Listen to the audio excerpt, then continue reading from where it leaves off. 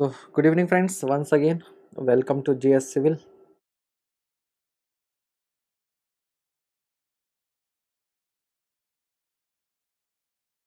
यार अपन लोग पढ़ रहे थे रिटेनिंग वॉल, ठीक है। तो थोड़ा सा जल्दी से क्विक रिकैप कर लेते हैं, उसके बाद हम लोग आगे बढ़ेंगे, ठीक है। रिटेनिंग वॉल, तो आपको बताया था रिटेनिंग वॉल वैसे तो हम लोग सॉइल मैकेनिक्स में पढ़ते हैं, अर्थ प्रेशर थ्योरीज में, कि जो लूज मटेरियल होते हैं इनको,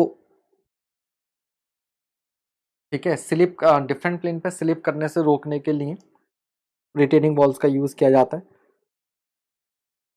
जैसे ये जो मटेरियल है, अगर ये रिटेनिंग वॉल यहाँ पर नहीं होती तो ये क्या कर जाता है, ये सारा का सारा मटेरियल यहाँ पर इस प्लेन पर स्लाइड कर जाता। तो स्लाइड होने से रोकने के लिए हमने क्या कर दिया, यहाँ पर ये रिटेनिंग वॉल प्रोवाइड कर दी है।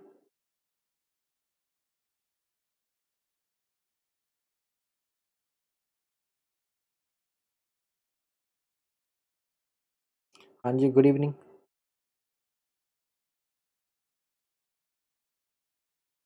ठीक, तो क्या होता था आपको बताया था, रिटेनिंग वॉल पर जो हॉरिजॉन्टल अर्थ प्रेशर है वो एक्ट करता है, और जब वॉल का मूवमेंट सॉइल से दूर की तरफ होता है तो हम लोग बोलते हैं कि सॉइल पर आपका क्या लगता है, एक्टिव, सॉइल का क्या लगता है, एक्टिव प्रेशर लगता है।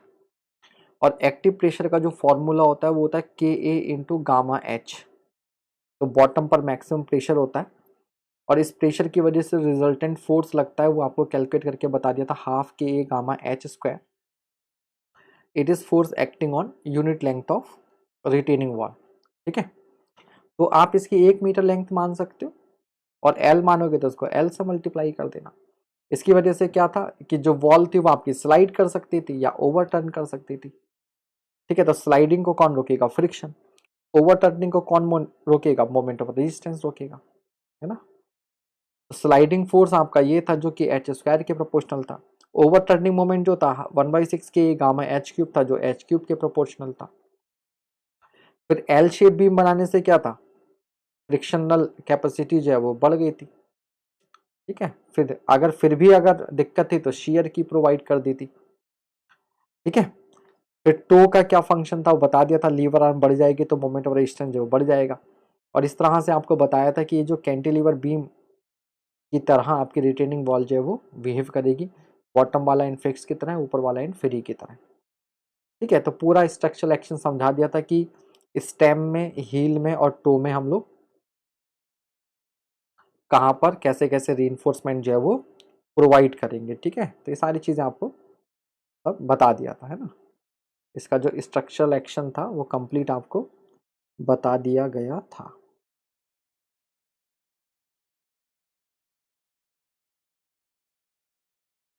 हाँ जी, गुड इवनिंग।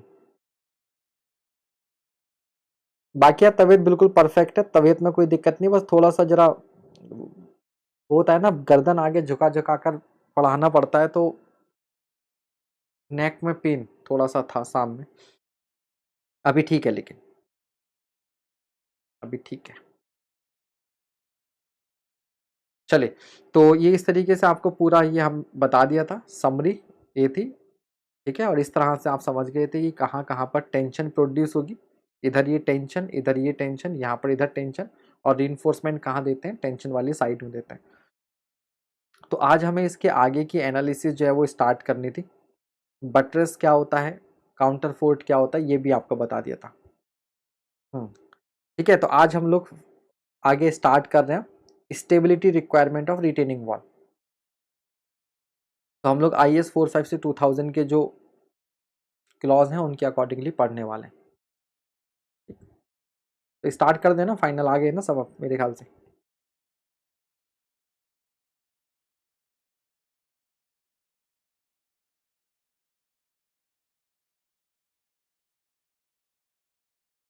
ठीक है, चलिए। तो सबसे पहली बात तो ओवर टर्निंग नहीं होनी चाहिए, दूसरा इट शुड नॉट स्लाइड। तो ये दो चीजें तो हम लोग पढ़ते हैं। थर्ड क्या है, it should not subside. It should not subside का मतलब क्या है,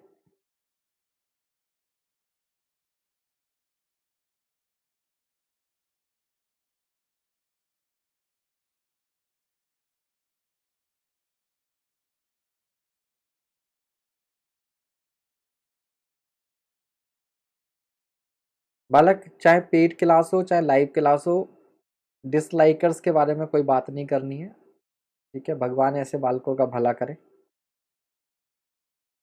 ठीक है। तो आप अपनी पढ़ाई पर ध्यान दीजिए, ठीक है।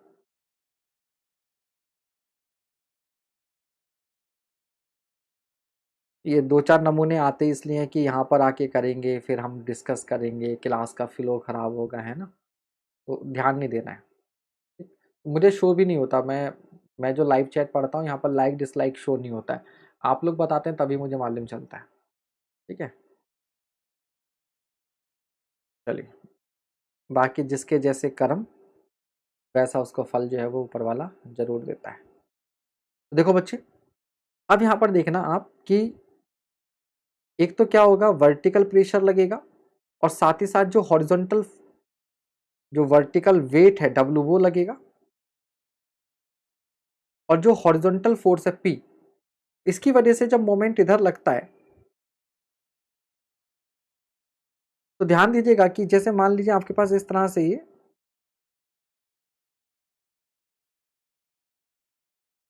कुछ फाइबर्स हैं,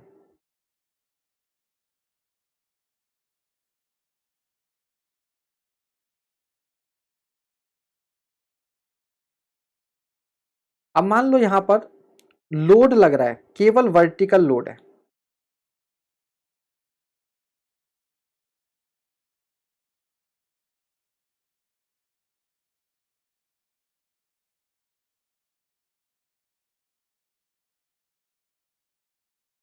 केवल वर्टिकल लोड है। तो बेटा वर्टिकल लोड लगने से क्या होगा, सब पर प्रेशर सेम एक्ट करेगा, तो ये इस तरीके से पास है। ओनली अगर वर्टिकल लोड होता तो ये सिचुएशन हो जाती, ठीक है, ये सिचुएशन हो जाती,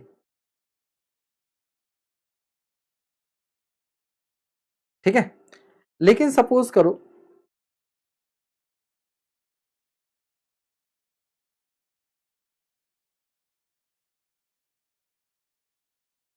ये लोड बीच में ना लगकर कहीं साइड में लग रहा होता इस तरह से, अगर ये लोड बीच में ना लगकर इस तरीके से लग रहा होता तो क्या होता,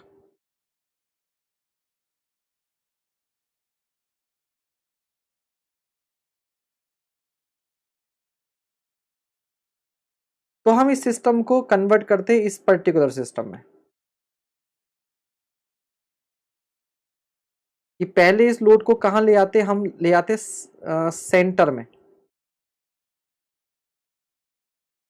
और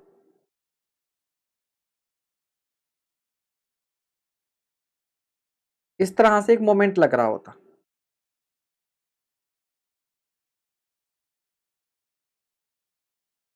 अगर ये एसेंट्रिसिटी ई है तो क्या लगा होता, एक एंटी क्लॉकवाइज मोमेंट लग रहा होता, तो हमने एंटी क्लॉकवाइज मोमेंट लगा दिया, और साथ में लोड भी लग रहा है, तो P भी लग रहा है और M भी लग रहा है। तो आपका क्या ख्याल है, क्या कुछ ऐसा देखने को नहीं मिलेगा,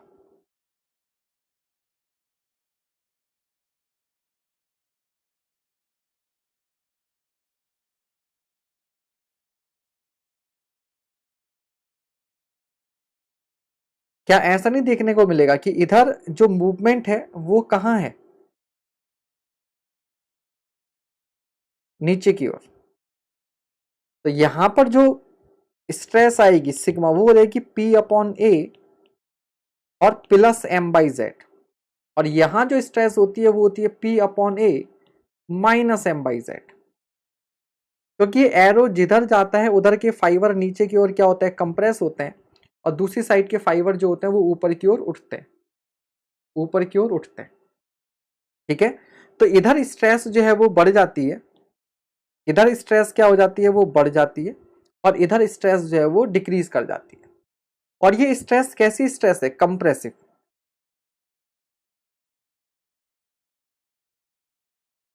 compressive.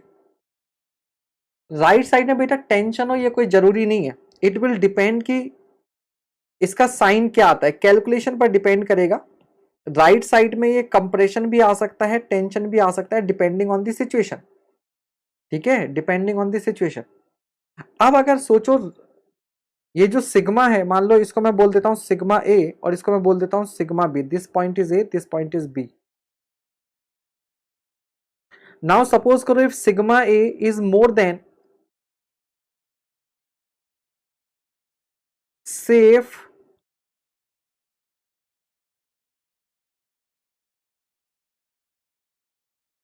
bearing capacity of soil, then retaining wall will subside। ठीक है, सॉइल फेल कर जाएगी, यानी कि बेसिकली सिंपल सा क्या है, रिटेनिंग वॉल सॉइल में धंस जाएगी, धंसना बोलते हैं ना, धंस जाएगी। जैसे कभी कभी रोड कहते हैं, रोड जो वो बैठ गई, गड्ढा हो गया, उस तरीके का। ठीक है बच्चे, तो ये इसका मीनिंग होता है। तो आई होप ये चीज आपको समझ में आई होगी।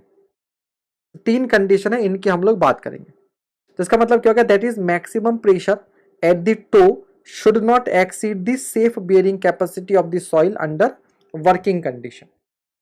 ठीक है,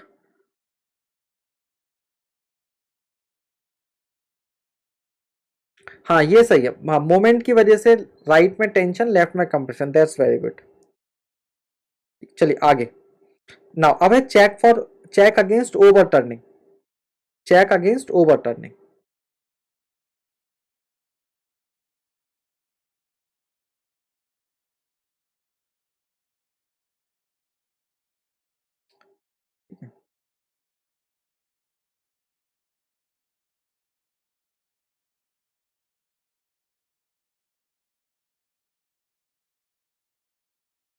आईपैड कभी कभी धोखा दे जाता है।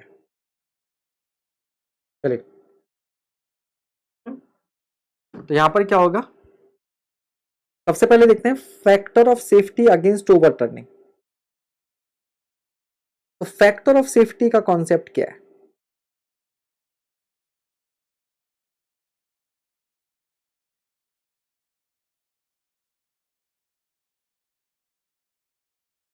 भाई आपका जो रजिस्टिंग मोमेंट है,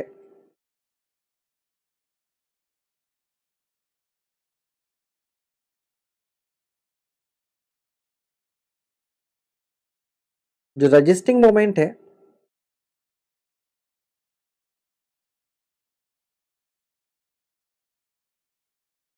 ये क्या होना चाहिए, ज्यादा होना चाहिए आपका ओवरटर्निंग मोमेंट से।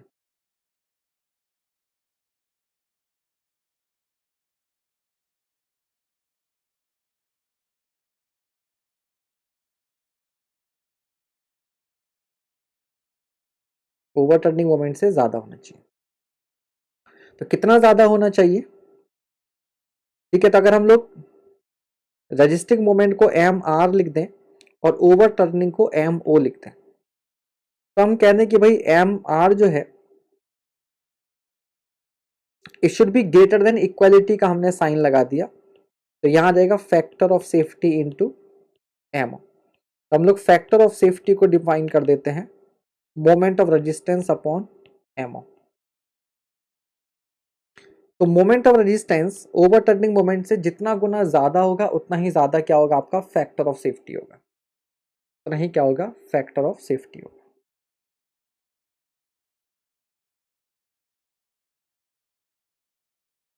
ठीक है, अब यहां पर ध्यान दीजिएगा, तो moment of resistance upon MO is equals to, ठीक है, या ये जो वैल्यू है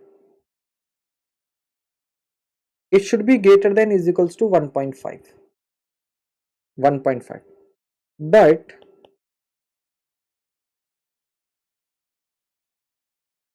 according to IS code only 90% of dead load is considered where it provides stability।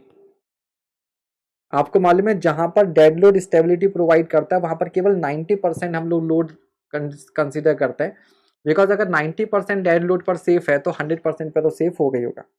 तो तो अगर कभी इस तरह से लिखा हुआ मिल जाए आपको, तो जब मैं डेड लोड को, जहां पर अगर मान लो WL²/8 था मोमेंट, अगर मैं लोड को 90% लूंगा तो क्या हो जाएगा 0.9। तो अगर ऐसा लिखा हुआ मिले कि 0.9 mr/m0, देन ये वैल्यू 1.45 की जगह हो जाएगी 1.4।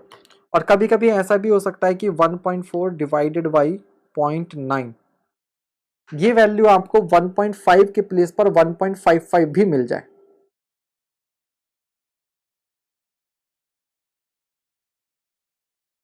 ऐसा भी कहीं पर देखने को मिल सकता है। तो डिपेंडिंग ऑन आप क्वेश्चन जैसा पूछा जाएगा उसके हिसाब से आप इसे कर देंगे। ठीक है,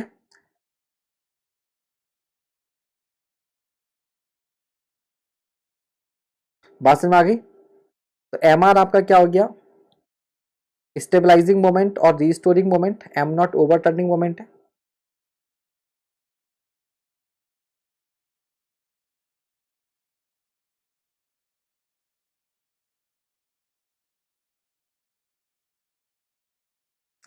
मितेश भैया, हमने कहीं पर सॉइल की बात ही नहीं की। ठीक है, अभी हम लोग सॉइल की सेफ बियरिंग कैपेसिटी की बात ही नहीं कर रहे, यहाँ पर ओवर टर्निंग की बात हो रही है।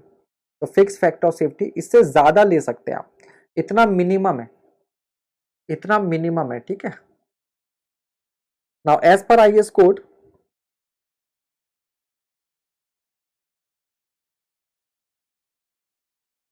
ठीक है, ये सारी चीजें मैंने ऑलरेडी अपनी सिंपल टर्म्स में आपको बता दी। ठीक है, चलिए नेक्स्ट आ जाएगा आपका चेक अगेंस्ट स्लाइडिंग। तो factor of safety against sliding क्या देगा, resisting force to sliding upon horizontal shear, horizontal force causing sliding. ठीक, तो जो रजिस्टिंग फोर्स है वो क्या है, mu into sigma W, mu into N होता है, और upon active pressure this value should be more than is equals to 1.55।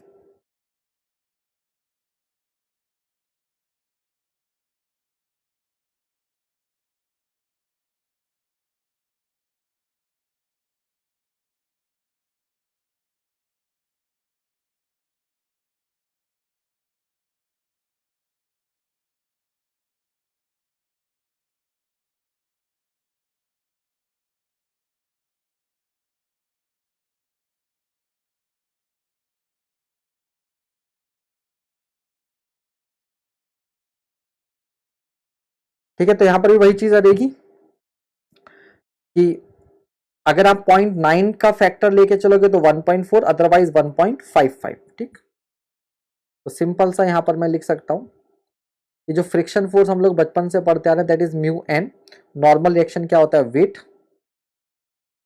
तो जो फ्रिक्शन फोर्स हो जाएगा वो जाएगा म्यू एन यानी कि mu sigma W total weight upon जो हॉरिजॉन्टल अर्थ प्रेशर है that is active earth pressure P, इसका जो रेशियो है it should be greater than is equals to 1.55।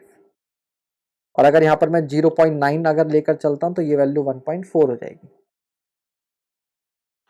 ठीक है, कोई समस्या यहां तक?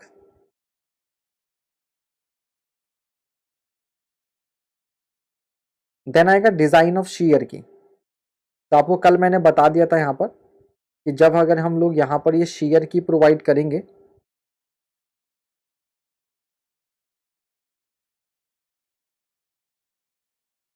तो यहां से क्या लगेगा, पैसिव प्रेशर लगेगा, पैसिव प्रेशर।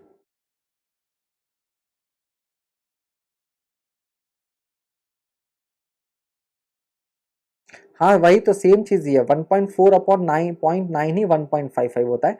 इसलिए बता रहे हैं कि जब सिंपल MR/MO लिखे तो 1.55, और जब 0.9 MR/MO लिखे तो 1.4, बोथ आर सेम, दोनों सेम है, यही बात बता रहे हैं।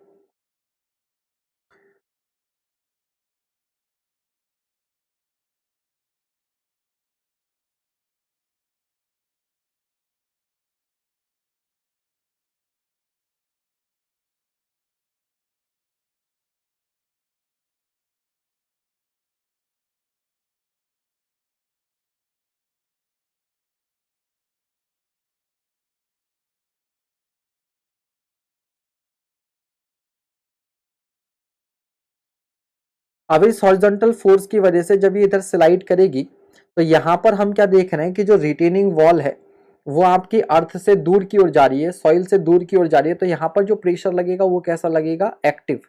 तो इसने यहाँ पर लिख देते हैं PA। लेकिन इसके नीचे जब मैं ये वाला एरिया देखता हूं तो यहाँ पर भी तो सॉइल है, तो यहाँ पर ये जो शीयर की होती है वो इस सॉइल को क्या करती है, पुश करती है, यानी कि सॉइल की तरफ जाती है। तो यहाँ पर जो रजिस्टिंग फोर्स मिलेगा वो क्या मिलेगा, पैसिव। वो क्या मिलेगा, पैसिव। ठीक है, तो जो टोटल रेजिस्टेंस हो जाएगी, जो टोटल रेजिस्टेंस हो जाएगी बॉटम में, वो हो जाएगी आपके पास mu sigma W plus passive pressure, plus passive pressure. और पैसिव प्रेशर का फॉर्मूला आप जो जानते हैं क्या होता है, passive pressure PP is equals होता है KP इंटू गामा H। और KP की वैल्यू क्या होती थी,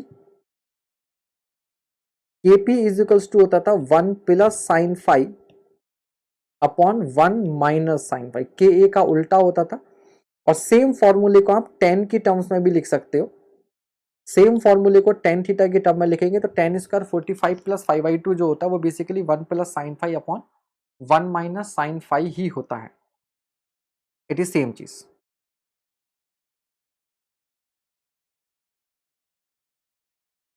तो यहां पर सिग्मा W क्या हो जाएगा, टोटल वर्टिकल फोर्स। पाई क्या हो जाएगा, shearing angle. Total passive pressure क्या हो जाएगा, passive pressure into area. So for equilibrium के लिए आपके पास जो टोटल क्या हो गया, passive resistance plus mu times sigma W is equals two factor of safety into horizontal force. ठीक है, तो आप फैक्टर ऑफ सेफ्टी में क्या जाएगा कि जो आपके पास फ्रिक्शन फोर्स था उसके साथ ही पैसिव रेजिस्टेंस जो है वो और बढ़ जाएगी। अब पैसिव रेजिस्टेंस को भी आप चाहो तो इस तरीके से कैलकुलेट कर सकते हो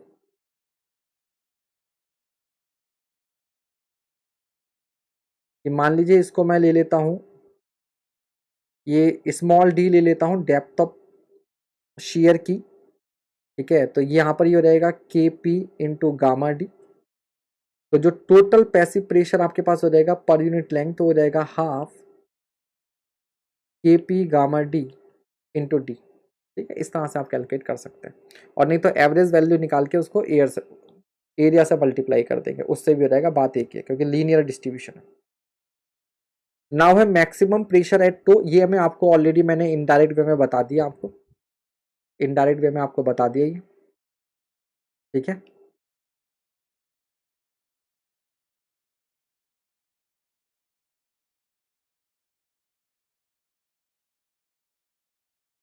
यहां तक तो कोई समस्या नहीं है। ठीक है, तो अभी मैंने आपको बताया था P/A प्लस माइनस M/Z। और कल भी आपको बोला था कि ये हम लोग कहाँ पढ़ते हैं, कॉलम में भी पढ़ते हैं। ठीक है, कॉलम में भी पढ़ते हैं। तो सेम लोड से अगर हम लोग मिनिमम प्रेशर कैलकुलेट करें हील पर तो ये आ जाता है सिग्मा W/B इंटू 1 - 6E/B, जो कि ग्रेटर देन इक्वल टू होना चाहिए 0। और जो मैक्सिमम प्रेशर है वो रहेगा सिग्मा W/B इंटू 1 + 6E/B। अब कॉलम में जब हम लोग पढ़ते थे मिडल थर्ड रूल तो केवल ये वाली टर्म हमारे काम की होती थी कि वहां पर हम लोग टेंशन नहीं आए इसके लिए इस वैल्यू को ग्रेटर देन इक्वल टू 0 करते थे। और यहाँ से हमारे पास एसेंट्रिसिटी निकल कर आती थी मिनिमम, कि eccentricity should be more than equals to, नहीं, eccentricity should be less than equal to B/6। But यहाँ पर ये वाली मैक्सिमम वाली कंडीशन भी इंपॉर्टेंट है कि ये जो मैक्सिमम प्रेशर मिल रहा है it should be less than equals to safe bearing capacity of soil, safe bearing capacity of soil.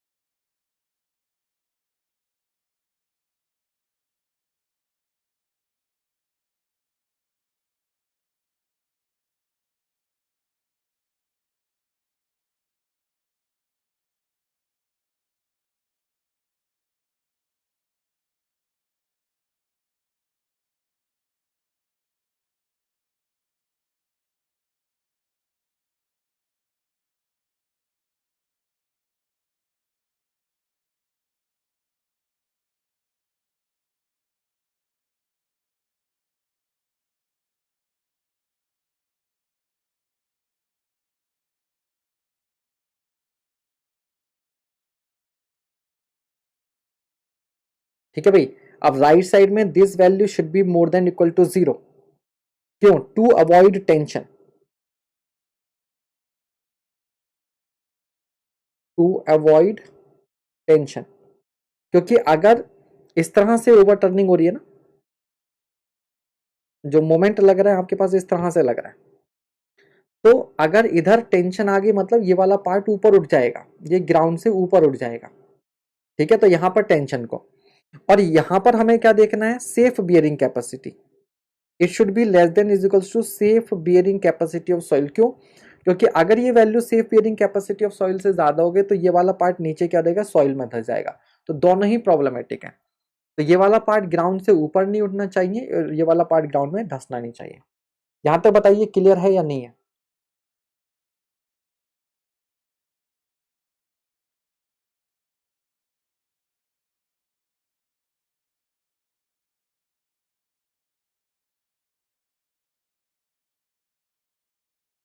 ठीक है, चलिए। अब मेन यहां पर कि सर ये एसेंट्रिसिटी कैसे निकालेंगे हम लोग? How to calculate eccentricity? क्यों?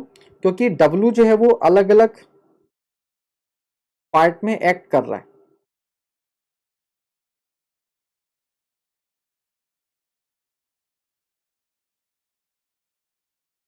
तो थोड़ा सा इंटरेस्टिंग पार्ट अब स्टार्ट होना है आपका इसमें। और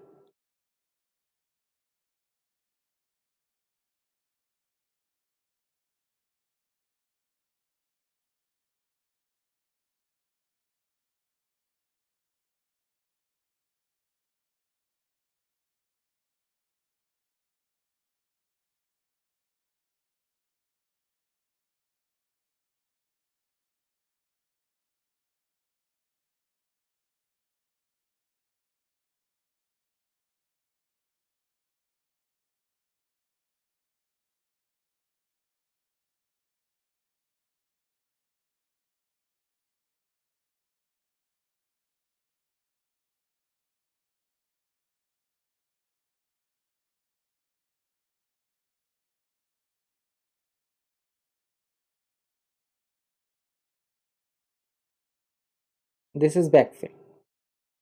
अब देखिए यहां पर क्या होगा कि इस वाले पार्ट का जो वेट है वो मान लेता हूं मैं W1 लग रहा है नीचे। ये वाला जो पार्ट है इसका वेट W2 मान लेता हूं, ठीक है। और ये जो पूरी बेस स्लैब है, टो और सब कुछ मिला के, इसका मैं मान लेता हूँ वेट जो लग रहा है वो W3 लग रहा है। और ये जो बैकफिल है इसका वेट क्या लग रहा है? W4। तो जो टोटल वेट हो जाएगा सिग्मा W, ये क्या रहेगा? W1 plus W2 plus W3 plus W4, ठीक है। अब हम क्या करेंगे, ये जो पॉइंट है इस पॉइंट के अबाउट, ये जो ए पॉइंट है इस पॉइंट के अबाउट आप क्या करेंगे? मोमेंट को बैलेंस करेंगे, मोमेंट को बैलेंस करेंगे। तो जब मैं मोमेंट बैलेंस करूंगा,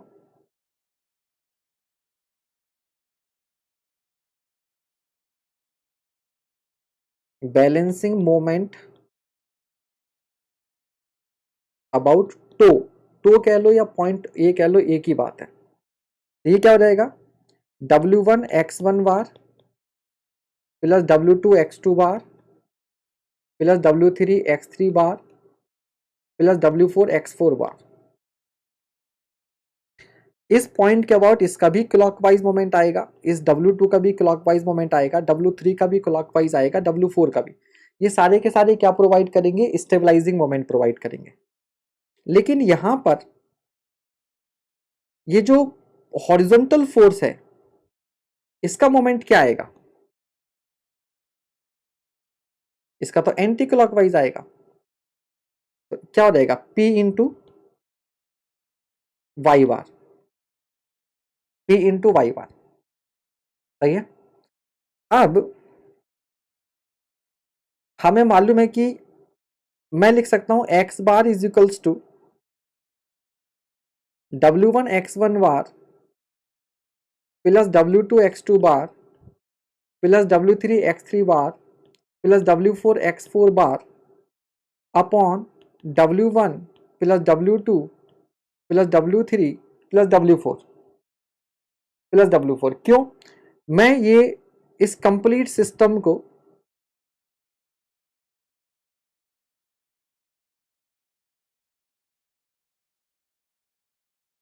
एक सिंगल वेट सिस्टम में कन्वर्ट करना चाहता हूं। मैं क्या चाहता हूं कि ये सारे के सारे अलग अलग वेट ना लगे, इनकी जगह क्या हो जाए, एक सिंगल वेट लग जाए। और वो सिंगल वेट कहां लग रहा हो, वो सिंगल वेट कहां लग रहा हो, मान लो यहां कहीं लग रहा हो, सिग्मा डब्ल्यू, सिग्मा डब्ल्यू, ठीक है। और यहां से डिस्टेंस आपके पास क्या हो जाएगी,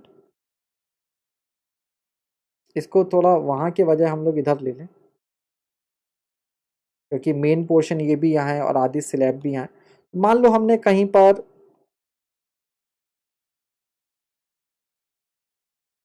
हाँ, सारा वेट सेंटोइड पर आप क्या कर लेंगे, कॉन्सेंट्रेटेड मान लेंगे, कॉन्सेंट्रेटेड मान लेंगे, बिल्कुल।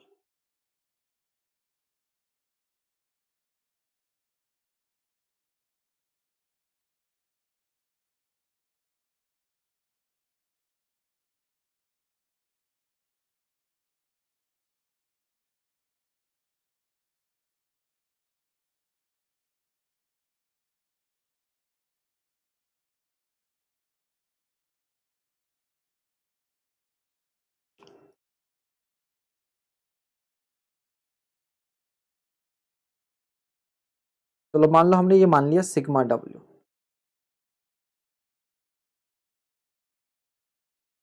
तो टोटल वेट को आप क्या कर सकते हैं, यहां पर लगा हुआ मान सकते हैं, ठीक है। चलिए आगे बढ़ते हैं इसी में।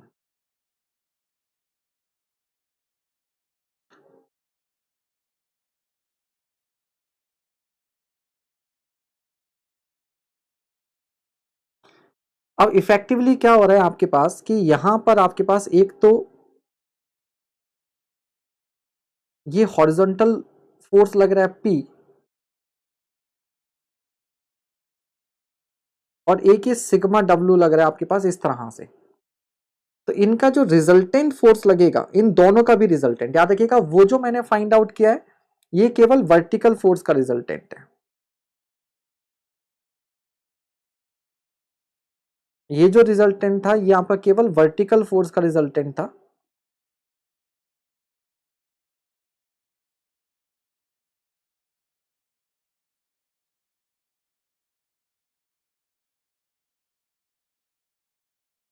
ठीक है, अब क्या होगा, ये जो हॉरिजॉन्टल और वर्टिकल, ये जो दो फोर्सेस हैं इनका भी रिजल्टेंट होगा।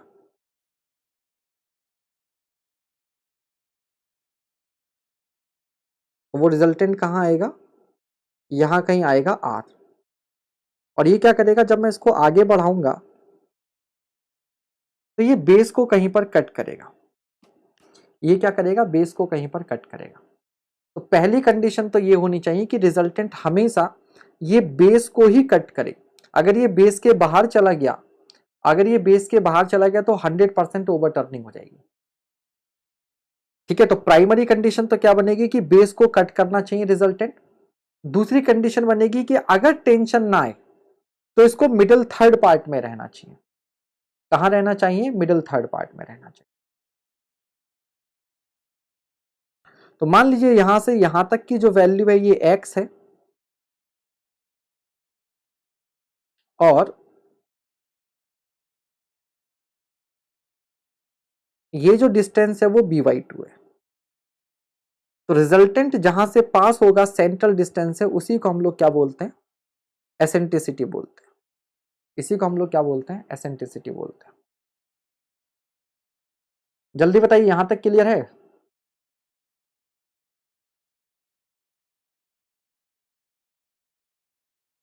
यहां पर आपका हॉरिजॉन्टल फोर्स लगेगा, वर्टिकल फोर्स लगेगा। आपको मालूम है दो फोर्स अगर एक दूसरे से 90 डिग्री पर लगते हैं तो उनका रिजल्टेंट इस तरीके से जाएगा। इस रिजल्टेंट का आप हॉरिजॉन्टल से एंगल भी चाहो तो फाइंड आउट कर सकते हो। Tan theta is equals to vertical force sigma W upon R करके, पी करके, ठीक है, वो भी आ जाएगा।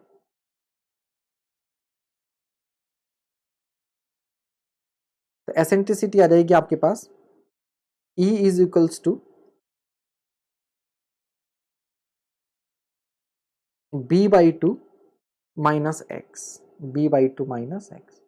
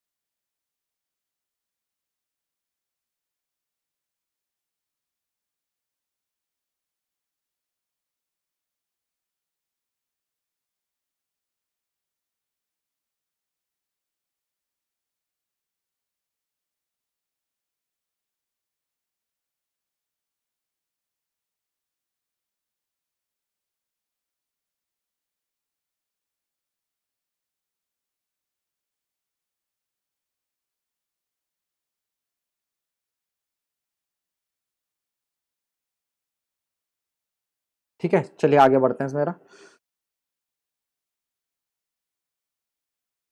अब ये डेप्थ ऑफ फाउंडेशन वाला पॉइंट मैंने आपको ऑलरेडी बता रखा है पहले, ठीक है, ये हमने पहले ही पढ़ रखा है, इस पर एक इनफैक्ट क्वेश्चन भी कर रखा है। Safe bearing capacity upon gamma into 1 minus sine five upon 1 plus sine five का स्क्वायर।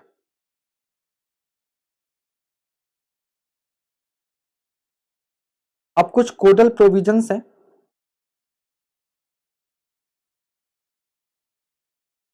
कुछ कोडल प्रोविजंस हैं, इनको और देख लेते हैं फटाफट। या कहिए कि जब हम लोग डिजाइन करेंगे तो डिजाइन करते समय हमें कुछ बातों का ध्यान रखना है, उनको देखते हैं जरा, ठीक है।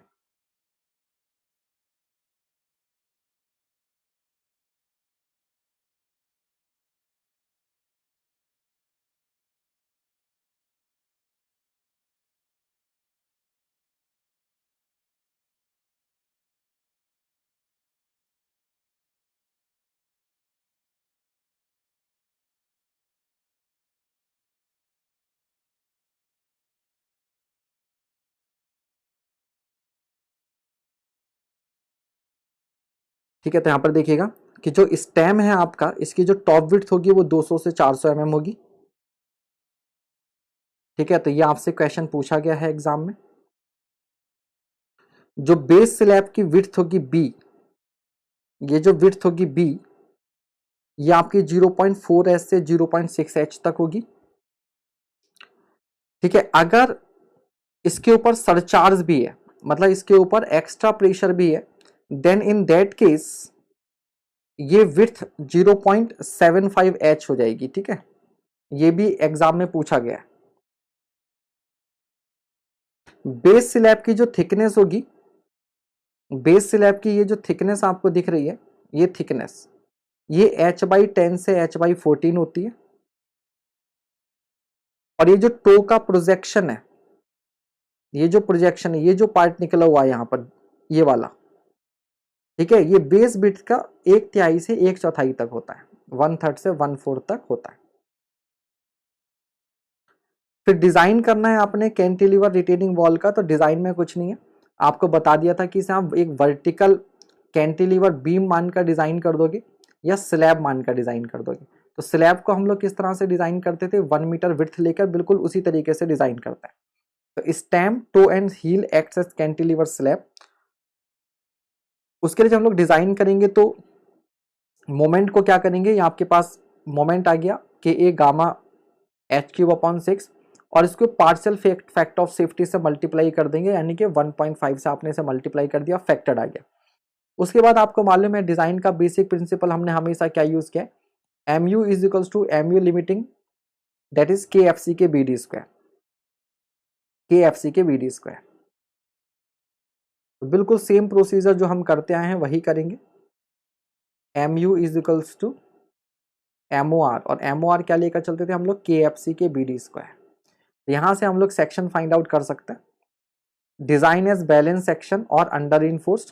और स्टील के लिए हम लोग ये इक्वेशन यूज करते थे, mu बराबर 0.87 F/AST D minus F//FCK into AST/B। सब कुछ वही है जो हमने ऑलरेडी पहले पढ़ रखा है।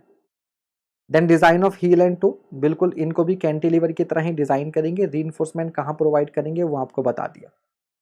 बाकी सारे कोडल प्रोविजन, आप मिनिमम रीइंफोर्समेंट कितना देंगे, सेकेंडरी रीइंफोर्समेंट कितना देंगे, वो सब आप स्लैब वाले कॉन्सेप्ट लगा दोगे। ठीक है, अब यहाँ पर बस एक बात होती है कि जो सेकेंडरी रीइंफोर्समेंट होता है ना, उसको आप दोनों फेसेस पे प्रोवाइड कर सकते हो। कहाँ प्रोवाइड कर सकते हैं, दोनों फेसेस पे। फिलहाल जितना अभी तक हमने पढ़ा है उस पर जल्दी से 2-4 क्वेश्चन कर लें, फिर हम लोग आगे बढ़े। तो पहला क्वेश्चन ये रहा आपके सामने, कर दीजिए फटाफट।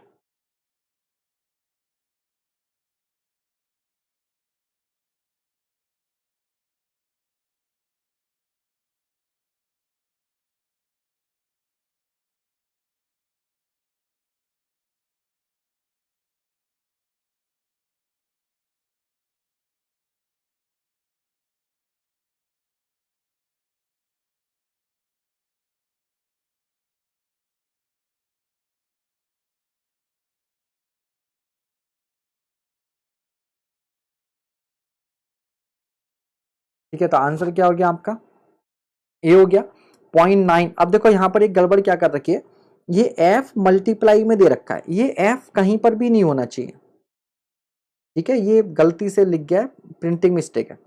तो इसको केवल हम 0.9 पढ़ो, एफ मत पढ़ो, ठीक। बल्कि मैं इसको गायब ही कर देता हूँ, एक सेकेंड, हमारे पास विकल्प है।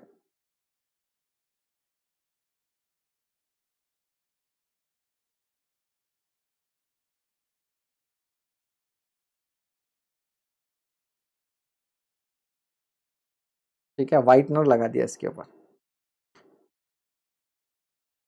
ठीक है, तो देखो 0.9 यहाँ पर था, इसलिए यहाँ पर क्या आ गया आपके पास 1.4 आ गया, क्या आ गया, ये 1.4 आ गया।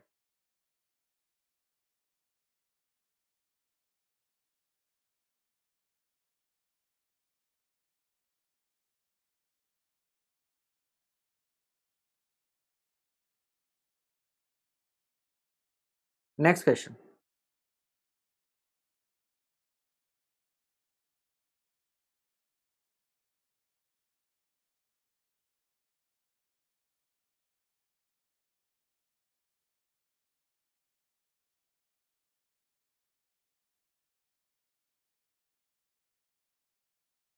for preliminary calculations the thickness of the base slab of a retaining wall may be taken as इतने percent of height of wall,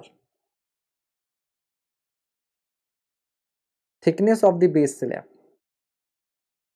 तो बेस स्लैब की जो थिकनेस थी,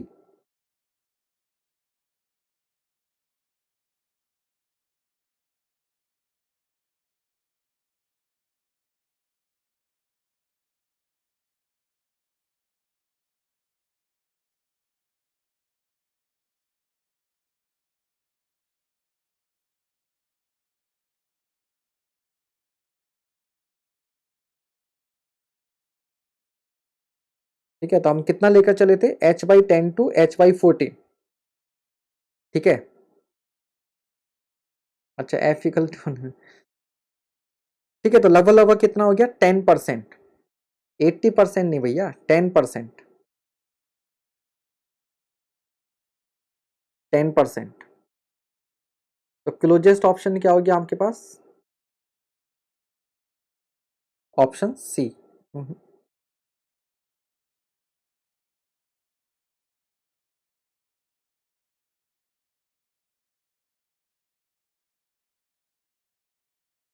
ठीक है,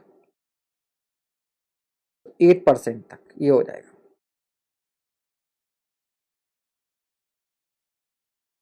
ये जो बेस स्लैब है, इसकी थिकनेस की बात हो रही है, इसकी थिकनेस की बात हो रही है, ठीक है।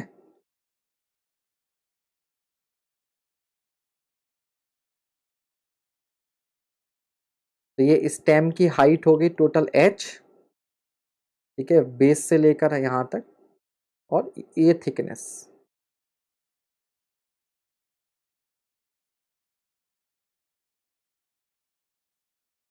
परसेंट में पूछा बेटा, परसेंट में आंसर दोगे तो 8%।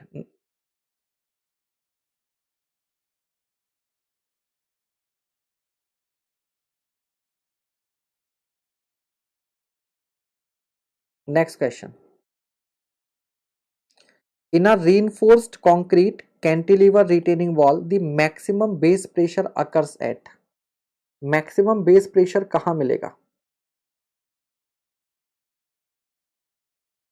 मैक्सिमम बेस प्रेशर कहां आएगा। ये भी यूपीपीएससी में आया हुआ क्वेश्चन है 2008 में।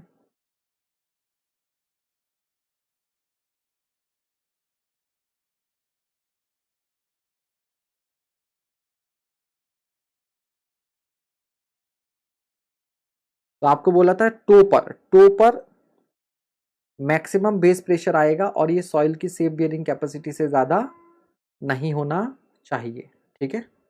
और मिनिमम कहां पर आएगा, हील पर, हील के एंड पर, है ना। अगला question, the minimum thickness of RCC wall should not be less then, इसलिए कहते हैं सोम अगर स्ट्रांग है आपका, तो ये सब चीजें आपको बहुत अच्छे से समझ में आएंगी, क्योंकि ये सब बेसिक हम लोग सोम में पढ़ते हैं। The minimum thickness of RCC wall should not be less then,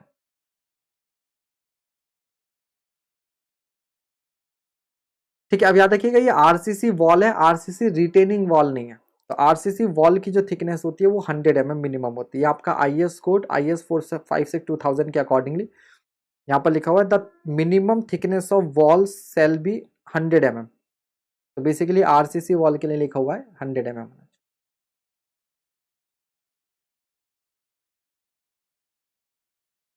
अगला सवाल, the width of stem in cantilever retaining wall is usually kept as.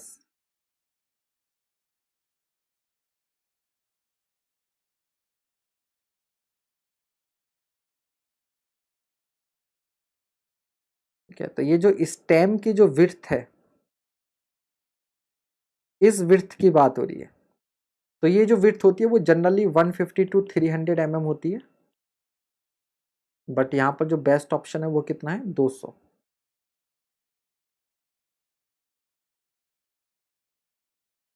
ठीक है, यहाँ पर भी देखो डायग्राम में ही 200 बनाया हुआ है।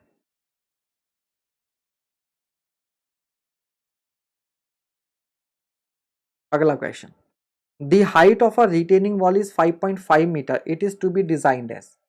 5.5 मीटर की हाइट की रिटेनिंग वॉल है, इसे कैसे बनाओगे, कैंटिलीवर, काउंटर फोर्ट, कैंटिलीवर और counterfort, none of the above. ठीक है, तो 7-8 मीटर तक की हाइट के लिए हम लोग कैंटिलीवर बनाते हैं, 7-8 मीटर से ज़्यादा होता है तो फिर आप काउंटर फोर्ट बनाते हो। टू बी प्रिसाइज 8 मीटर मान लो फॉर एग्जांपल, तो 5.5 मीटर है जो कि कम है आपका 7 मीटर से, तो आप कह दोगे cantilever type. Cantilever type 7 metre से ज़्यादा होता तो आप कह देते क्या, counterfort type.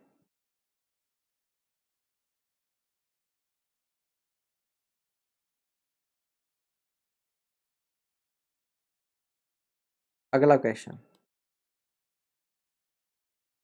For no tension developed in a gravity dam where the resultant of all forces on dam should always lie। ठीक है भैया, एक ग्रेविटी डैम है, ग्रेविटी डैम कैंटिलीवर ये सब एक जैसे ही बिहेव करते हैं। सभी फोर्सेस का रिजल्टेंट जो वो कहां से पास होना चाहिए कि टेंशन ना क्रिएट हो।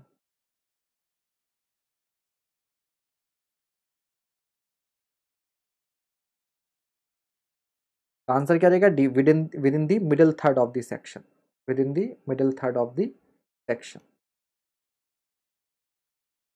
अगला सवाल, for a rectangular foundation of width B eccentricity of load should not exceed. Eccentricity कितने से ज्यादा नहीं होनी चाहिए। ठीक है, तो एसेंट्रिसिटी B/6 से ज्यादा नहीं होनी चाहिए। तो B/6 इधर और B/6 इधर, दोनों मिलकर क्या बनाते हैं, B/3 मिडिल थर्ड बनता है। अगला सवाल,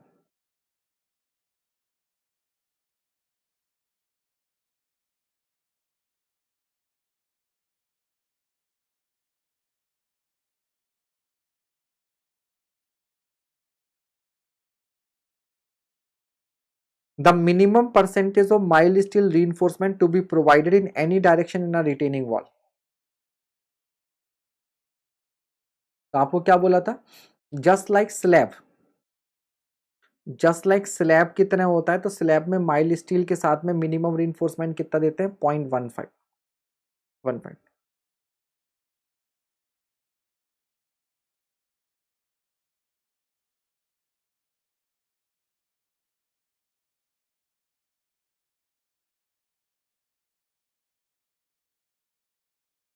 एक सेकेंड और वेट कीजिएगा।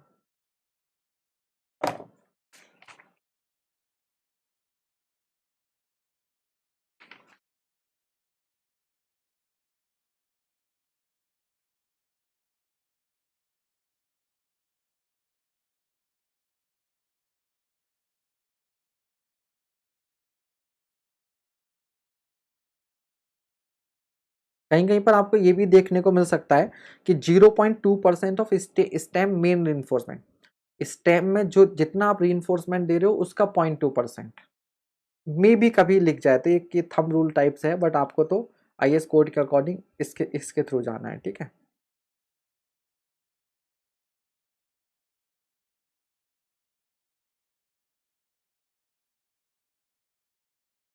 नेक्स्ट क्वेश्चन,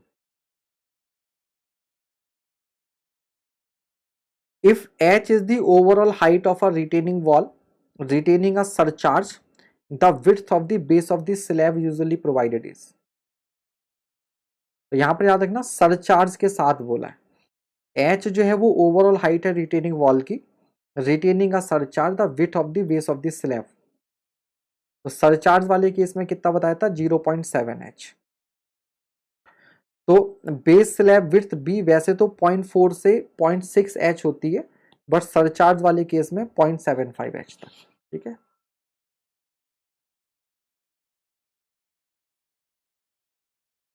अगला सवाल, thickness of stem at the base of cantilever RC retaining wall of height H should be between. Thickness of stem at the base of cantilever RC retaining wall of height h should be।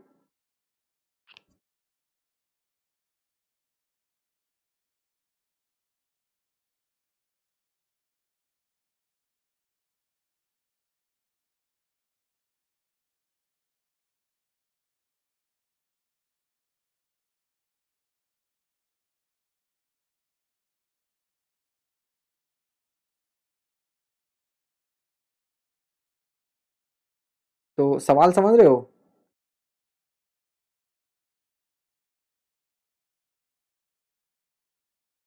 Thickness of stem पूछा है,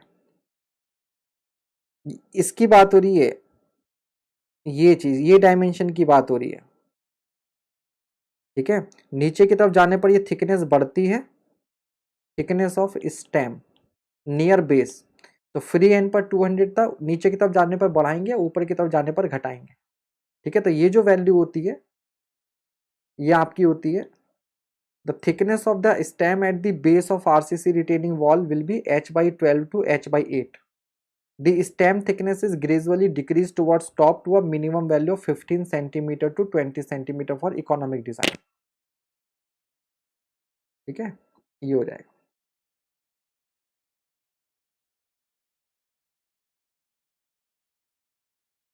The factor of safety against sliding should be more than, factor of safety against sliding should be more than,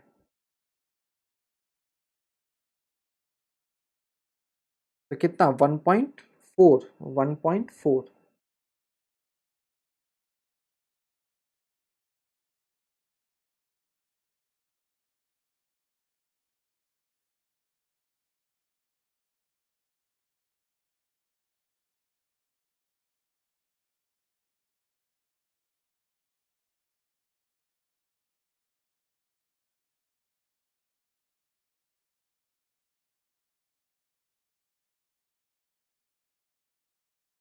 ठीक है भाई, चलिए तो ये वाले आपके हो गए। अब जरा सा एक काउंटर फोर्ट वाला और देख लेते हैं, 2-3 क्वेश्चन काउंटर फोर्ट के हैं, फिर आपका ये रिटेनिंग वॉल खत्म हो जाएगा।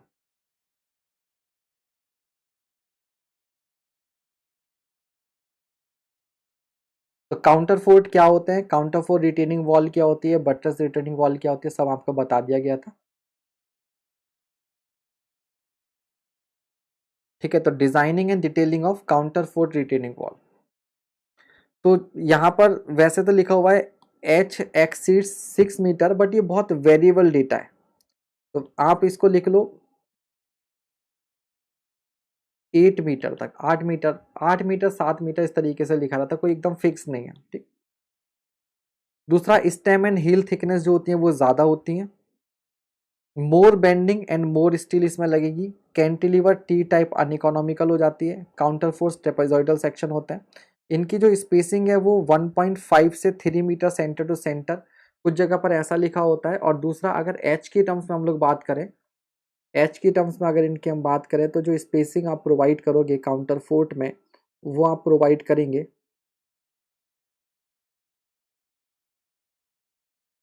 h/3 to h/2 clear spacing. Counterfort की जो क्लियर स्पेसिंग होगी वो h/3 से h/2 या 1.5 to 3 metre centre to centre. ठीक है, तो बाकी सब तो वही है, ये टो रहेगा, ये हील रहेगा, स्टेम, ये बेस स्लैब हो गई। और काउंटर फोर्स आपके यहाँ पर क्या हो जाएंगे, इंक्लाइन मेंबर हो जाएंगे। टॉप व्यू में देखने पर आपको ये इस तरीके से दिखेंगे। तो अगर मैं इतना पोर्शन देखता हूँ तो आपको ये टी शेप बनती हुई दिखाई देगी, ठीक है। तो इसलिए इनको टी बीम की तरह भी डिजाइन करते हैं। डिजाइन ऑफ स्टेम वो सब कुछ बिल्कुल सेम रहेगा जैसे कि हमने ऑलरेडी पहले पढ़ा है। अब यहाँ पर आपको कल बताया था कि ये बेसिकली क्या हो जाएगा, इस तरह से हम देखेंगे तो कॉन्टिन्यूस बीम की तरह बिहेव करेगा, ठीक है। तो आपका जो ऑब्जर्वर है वो यहाँ है, याद रखिएगा ऑब्जर्वर यहाँ है और बैकफिल यहाँ है।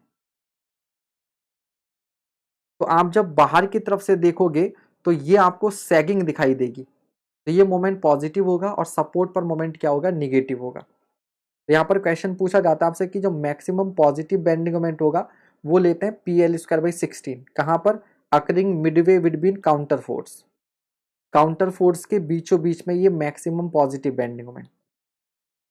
और maximum negative bending on PL²/12 ये कहाँ होगा, inner face of counter force पर, यानी कि यहाँ पर जहाँ पर एक काउंटर फोर्स है, काउंटर फोर्स है इसके इनर वाले फेसेस पर। तो यहाँ पर जो मेन इन्फोर्समेंट होगा वो बाहर की ओर पड़ेगा और यहाँ पर अंदर की ओर पड़ेगा। Where L is the clear distance between the counterforts, moment calculate करते समय L को क्या लेना है, क्लियर डिस्टेंस लेना है। और जो P है it is the intensity of soil pressure, intensity of soil pressure, ठीक है भाई।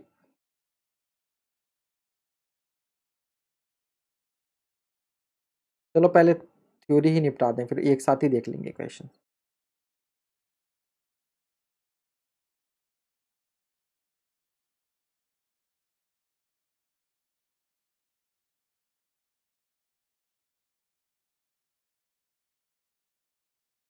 Then design of counterforts. अरे यार अभी आपको 1 मिनट वेट करना पड़ेगा, एक्चुअल में पेंसिल डिस्चार्ज होगी, 1 मिनट में चार्ज हो जाएगी। आज पेंसिल चार्ज करना भूल गए।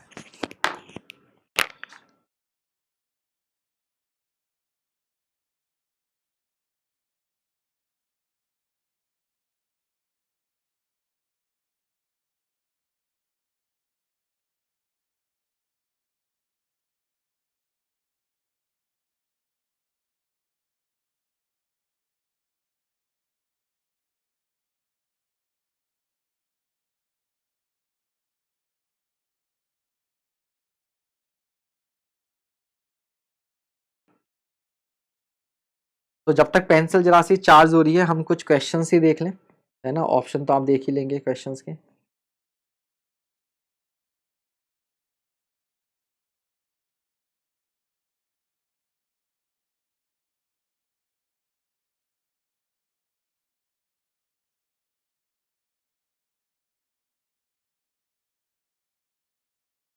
हाँ जी।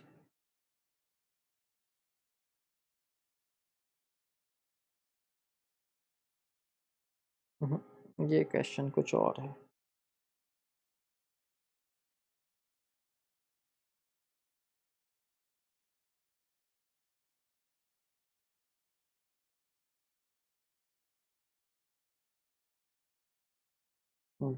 ये बताइए पहले, normally counterforts in a retaining wall are spaced at an interval of more than 2 meter, 1/3 to 1/2 of height of the wall, 2 times the height of wall, 4.5 meter to 5.5 meter।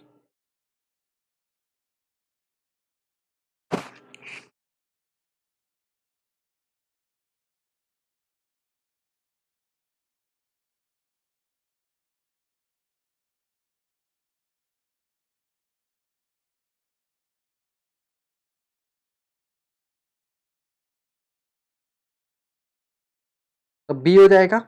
अभी आपको बताया था h/3 से h/2, h/3 से h/2, ठीक है।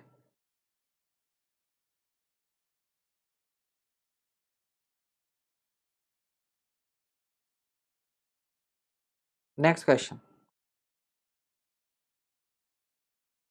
if P is the net downward pressure per unit area, the maximum negative bending moment near counter force will be।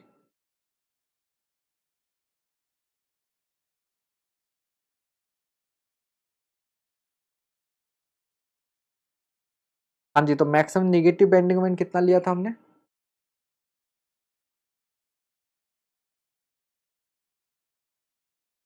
Minus का PL²/12 है ना, तो आंसर क्या हो जाएगा, ए हो जाएगा। और पॉजिटिव होता तो PL²/16, जो कि ऑप्शन में ही नहीं है। आंसर क्या हो गया, ए हो गया।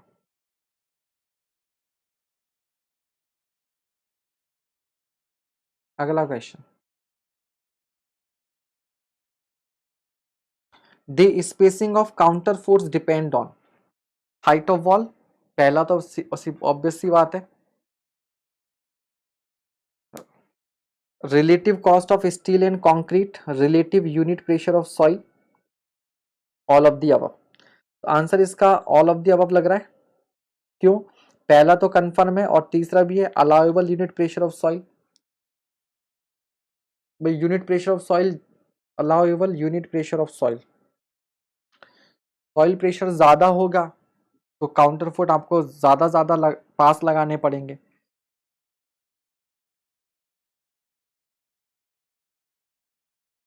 ठीक है, cost of steel and concrete पर कैसे डिपेंड कर सकता है, क्रॉस सेक्शन आप किस तरीके का बना रहे हैं। ठीक है, क्रॉस सेक्शन किस तरीके का बना रहे हैं उस पर भी डिपेंड करेगा, क्योंकि जितना ज्यादा आप रीइंफोर्समेंट प्रोवाइड करोगे कंक्रीट का जो सेक्शन है वो उतना कम बनेगा, कम देना पड़ेगा।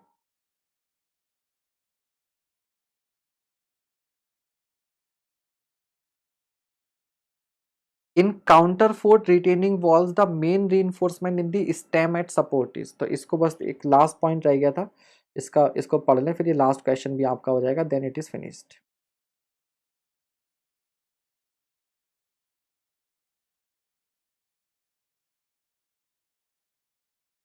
तो हम लोग काउंटर फोर्स की बात कर रहे थे। The counterfort are subjected to outward reaction from stem. इन पर स्टेम से बाहर की ओर रिएक्शन लगती है।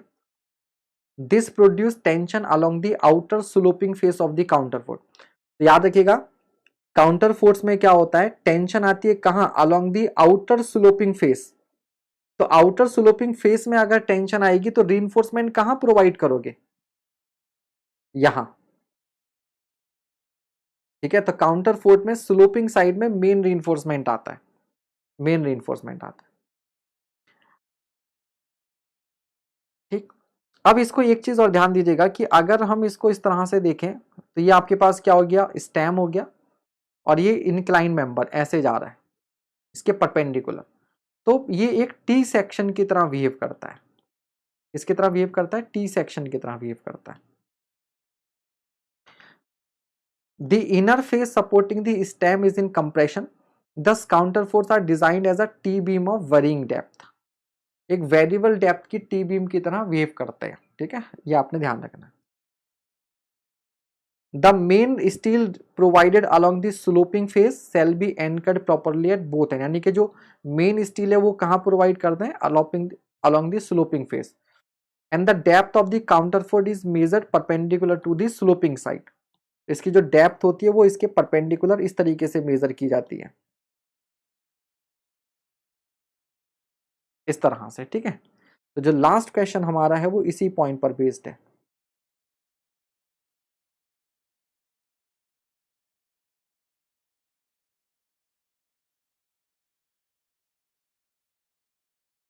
In counter force retaining walls, the main reinforcement in the stem at support is not provided, provided only on inner face, provided only on front face, provided both on inner and front face। अरे तो stem, ये अलग question हो गया यार, ये तो आपका स्टेम का ही हो गया। तो स्टेम का तो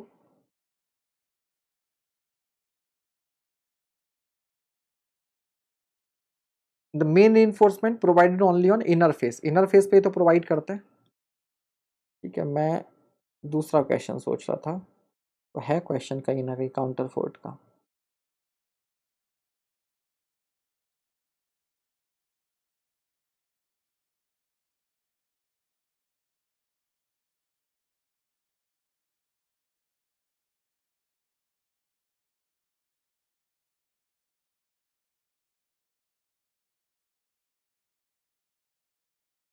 चलो कहीं पर भी अगर कभी क्वेश्चन आएगा तो हम समझ जाएंगे कि काउंटर फोर्ट पे जो रीइंफोर्समेंट प्रोवाइड करना है वो स्लोपिंग साइड में प्रोवाइड करना है, स्लोपिंग फेस पर।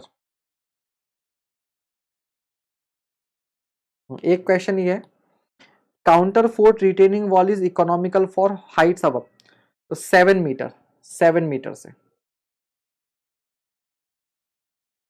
ठीक है। चलिए भाई यार, अभी जितने भी क्वेश्चंस थे मेरे पास अवेलेबल वो मैंने आपको सारे करा दिए। बाकी कभी जैसे हम लोग क्यूआरपी में भी लॉट कराएंगे इसके क्वेश्चन प्रैक्टिस पर, तो और अगर क्वेश्चंस मिलेंगे तो और कर लेंगे। बट मुझे लगता नहीं कि, ठीक है, जितना टाइम हमने दिया है हार्डली 2 से ढाई 3 घंटा मान लो, इतना पूरी थ्योरी भी हमने पढ़ ली रिटेनिंग वॉल की, इतने सारे क्वेश्चंस भी कर लिए, इससे बाहर क्वेश्चन जाना नहीं चाहिए, ठीक है। तो मैं रिटेनिंग वॉल की अब आपको एक कंप्लीट पीडीएफ दे दे रहा हूँ, ठीक है। रिटेनिंग वॉल की आपको एक कंप्लीट पीडीएफ में प्रोवाइड कर दे रहा हूँ, ठीक है। और कल हम लोग इसी तरह से वाटर टैंक को पढ़ेंगे। बाकी वही होता है कि थोड़ा सा एक मन आपसे बात भी कर लें, कुछ बच्चे बहुत जल्दी निगेटिविटी में आ जाते हैं, पता नहीं क्यों। अभी जैसे कल मैंने ये बताया था कि लाइव क्लासेस को मैंने क्या बोला था कि सब्जेक्ट लाइव नहीं होंगे, मैंने ये नहीं बोला। मैंने ये बोला कि जैसे हम लोग आरसीसी पढ़ रहे हैं इस समय, या हमने स्टील पढ़ा है ना, या मान लीजिए ऑलरेडी सॉइल के लेक्चर्स हैं, या आप में से जिसने भी हाईवे के लेक्चर्स देखे हो, या जिसने भी हाईवे के लेक्चर्स अगर देख लिए हो, यार जब हमने ऑलरेडी इतने अच्छे से एक बार थ्योरी कवर कर दी एक एक पॉइंट, तो बार बार उसी चीज को रिपीट करना कहीं से कहीं तक समझदारी है? उससे बेटर क्या है कि हम ऐसे टॉपिक्स को करें जो हमने नहीं किए हैं बट एग्जाम में पूछे जाते हैं, हम क्वेश्चन प्रैक्टिस का दायरा बढ़ा दें। मैं अभी सारे सब्जेक्ट दोबारा से थ्योरी पढ़ाने लग जाऊं, मान लो मैं कल को एफएम स्टार्ट कर देता हूं, लेकिन मैं रिटेनिंग वॉल में इतने सारे क्वेश्चन ना कराकर मैं रिटेनिंग वॉल में 10 से 15 क्वेश्चन मेन मेन करवा देता बस, राइट। क्या आपके पास कोई एक ऐसा स्केल बना है जिससे आप ये मेजर कर सको कि मैं कैसा क्या पढ़ा रहा हूं? क्या मैं तो जितना पढ़ा दूंगा उतना आप पढ़ लोगे, हो गया, बट वो आपके काम आएगा नहीं आएगा ना, राइट। तो सिलेबस खत्म करना तो हमारे हाथ में, हम थ्योरी पढ़ाएंगे और वहां पर 10 एग्जाम्पल करवा देंगे, बाकी क्वेश्चन क्यूआरपी में करा देंगे। एक दूसरा तरीका यह है कि यार समझदारी क्या है, सिलेक्शन के लिए क्या चाहिए उस पर जाओ, सिलेक्शन का आइडियल फॉर्मूला क्या है, ठीक है। कुछ ऐसे जो लाइव कभी नहीं आएंगे, उनका कभी आज तक मैंने लाइव एक कमेंट नहीं पढ़ा होगा, एक सिंगल क्लास अटेंड नहीं की होगी, लेकिन नहीं सर थ्योरी आप लाइव पढ़ाइए दोबारा, थ्योरी आप लाइव पढ़ाए, अरे यार लाइव क्लास में आओ, है ना। फिर क्या होता है, एक दूसरे से निगेटिविटी की बातें करते हैं। हाँ मालिक, जो नहीं होगा वो तो मैं करवाऊंगा ही, जो नहीं है वो तो मैं करवाऊंगा ही। हाईवे में जैसे मेरा थोड़ा सा आपका जो, वैसे मटेरियल भी मैंने करवाया हुआ है, पेमेंट बहुत अच्छे से करवा रखा है, जो थोड़ा बहुत पार्ट रह गया उसको तो हम पूरा करेंगे। इरिगेशन का मैंने बोला जैसे डैम तक करवा रखा है, डैम के पीछे का वाला पार्ट है वो करवाऊंगा। हाँ, आपको पढ़कर समझ में नहीं आ रहा हो, कोई टॉपिक नहीं आया तो मुझे आप बताओ।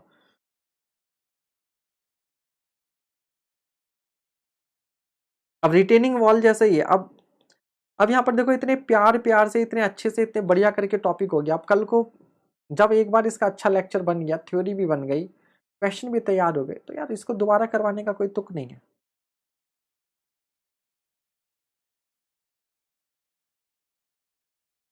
तो इसलिए जो भी चीजें हैं आपके बेटरमेंट के लिए, जो अच्छे से अच्छा होगा वो सोच कर चलेंगे चीजों का। बाकी एक बार सिलेबस कंप्लीट हो जाएगा, एक बार सिलेबस कंप्लीट हो जाएगा और हमारे पास टाइम बचेगा तो फिर जो कहेंगे वो करवा देंगे। हाँ, बिल्कुल सिंपल सी बात है, क्वेश्चन प्रैक्टिस आपने बहुत ज्यादा करनी है, असली जो है वो क्वेश्चन से ही टॉपिक्स क्लियर होते हैं, ठीक है। अब जैसे आज आपने देख, अगर आप इस समय जो भी स्टूडेंट एनवायरमेंट का क्यूआरपी देख रहे होगे, एनवायरमेंट का क्यूआरपी देख रहे हो आप, उसमें देखो कि कैसे कैसे क्वेश्चंस हैं। उन क्वेश्चंस का कोई स्टैंडर्ड सोर्स किताब में नोट्स में भी नहीं मिलते, इधर उधर से गूगल करके लाने पड़ते हैं। पढ़ाने वाले तो सब छोड़ देंगे। अब जो लोग लाखों रुपया खर्च करके मेडिजी आईएएस मास्टर में पढ़ रहे हैं, अगर आप लोगों के दोस्तों ने मेडिजी में या आईएएस मास्टर में कोचिंग की हो, आप मुझे बताओ वहां क्लास के अंदर कितने ऑब्जेक्टिव क्वेश्चन प्रैक्टिस होती है? थ्योरी पढ़ाना बहुत आसान है, थ्योरी पढ़ाने में कुछ नहीं होता और बड़े अच्छे से टाइम पास होता है। मैं अभी फ्लूइड मैकेनिक्स लाऊं आपको, डेंसिटी क्या होती है, स्पेसिफिक ग्रेविटी क्या होती है, कैपिलरिटी क्या होती है, आराम आराम से एक्सप्लेन करवाता चला जाऊंगा। थ्योरी पढ़ाने में कुछ नहीं होता, दम लगता है क्वेश्चंस कराने में, ज्यादा से ज्यादा क्वेश्चन कराने में, यूनिक क्वेश्चंस कराने में। तो हर जगह पर बड़ी कोचिंग्स में क्या होता है, 8-8 घंटे पढ़ा बैठाए रहेंगे, थ्योरी थ्योरी थ्योरी पढ़ाते जाएंगे। क्वेश्चंस मुझे तो नहीं लगता कि क्लास में इतना ऑब्जेक्टिव क्वेश्चंस करवा पाते होंगे, क्योंकि लिमिटेशन है वहां पर। स्मार्ट बोर्ड अब आ गए हैं, अभी तक क्या होते थे, नॉर्मल बोर्ड होते थे, नॉर्मल बोर्ड पर आप कितने क्वेश्चंस करा लोगे, कुछ सब्जेक्टिव क्वेश्चंस करा दोगे। हम डिजिटल चीजों का फायदा उठा ले रहे हैं कि भाई क्वेश्चन लिखना तो है नहीं, क्वेश्चन लिखाओ और चलते रहो आगे। फिर क्यूआरपी को पूरा टोटल आपके हिसाब से माउल्ट कर दिया मैंने, पहले उसकी प्लानिंग कुछ अलग थी, अब पूरा आपके हिसाब से कर दिया। यार देखो एक टॉपिक टाइप चल रहा है, कल प्लेन सेडिमेंटेशन किया, आज केवल कोएगुलेशन के भर भर कर क्वेश्चन कर लिए, कल फिल्टर के कर लेंगे। सोचो एक छोटा सा टॉपिक केवल कोएगुलेंट, कोएगुलेंट के नाम पर आज तक हम लोग क्या जानते थे भैया, बस एलम। आज हमने उस पर के अलावा एलम से हार्डनेस पर क्या इफेक्ट पड़ता है, पीएच पर क्या इफेक्ट पड़ता है, कोरोजन पर क्या इफेक्ट पड़ता है, किसका कलर रिमूवल अच्छा है, कोपरास का रेशो कितना होना चाहिए, कितनी चीजें उसमें देखी है कि नहीं। तो अननेसेसरी निगेटिव सोचने के, निगेटिव बातें फैलाने के, जो मिल रहा है उसको मैक्सिमम यूटिलाइज करने के बारे में सोचना चाहिए। ठीक है, चलिए गुड नाइट, आज के लिए इतना ही। पीडीएफ में अभी आपको सेंड कर देता हूँ।